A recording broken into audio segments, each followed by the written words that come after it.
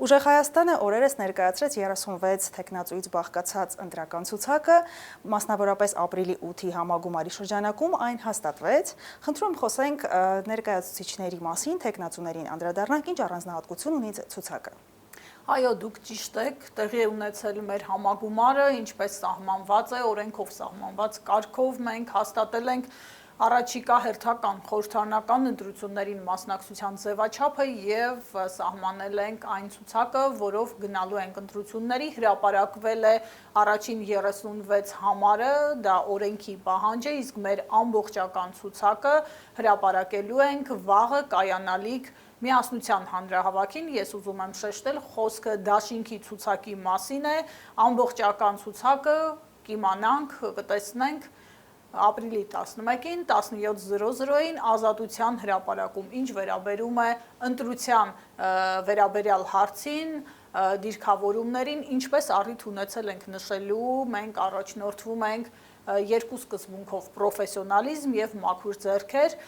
այն անձինք են ընդգրկվել մեր նախընտրական ցուցակում, ովքեր իրենց ոլորտներում ունեն որոշակի անցած ճանապարհ, հանդիսանում են տվյալ ոլորտներում պրոֆեսիոնալներ եւ ունեն մասնագիտական համապատասխան հմտություններ եւ մյուս կարևոր չափորոշիչը դա մաքուր ձեռքերն է, մեր ցուցակում անձինք են, որոնք արատավորված չեն այս կամ այն պատմություններով։ Քաղաքական ինչ մոդելով, ինչ տեսլականով է Ուժեղ Հայաստանը գնում դեպի ազգային ժողովի ընտրություններ։ Մենք արդեն հայտարարել ենք, որ գնում ենք դաշինքով, գնում ենք մեր կուսակցության առաջնորդ Սամվել Կարապետյանի գլխավորությամբ, նա մեր վարչապետի թեկնածուն է, այստեղ որևէ բան չի փոխվել եւ չի կարող փոխվել,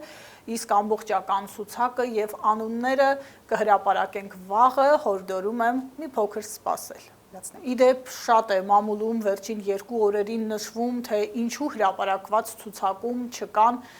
մեր դաշինքի մաս կազմող 2 քաղաքական ուժերի ներկայացուցիչների անունները, այս մասով կրկին ուզում եմ շեշտել, որ հրապարակվել է ոչ ամբողջական ցուցակը։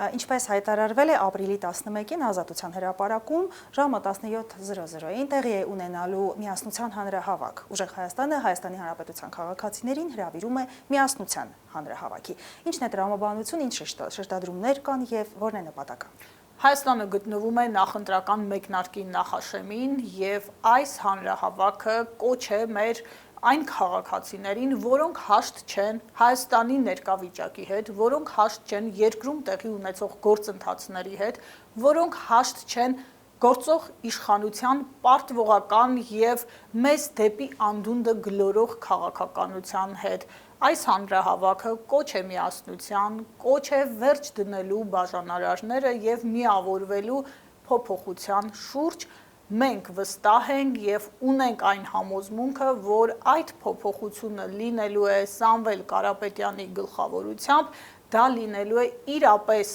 գետնի վրա ռեալ իրավիճակ փոխող փոփոխություն։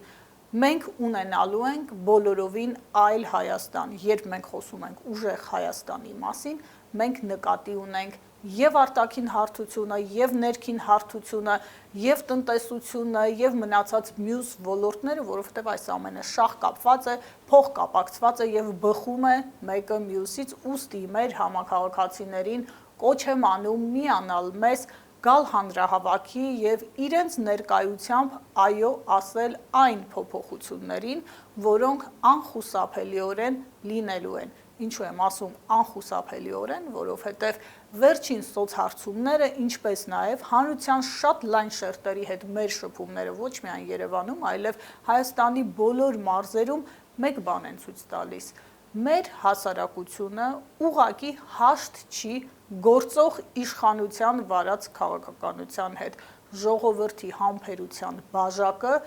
լցվել է, նրանք ուզում են իրավիճակի փոփոխություն եւ այդ փոփոխության սկիզբը միասին դնելու ենք վաղը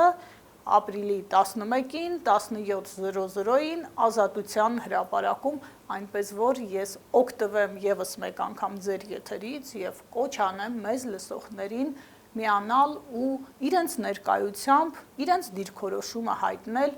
երկրում ստեղծված իրավիճակին եւ այո ասել սպասվող փոփոխություններին։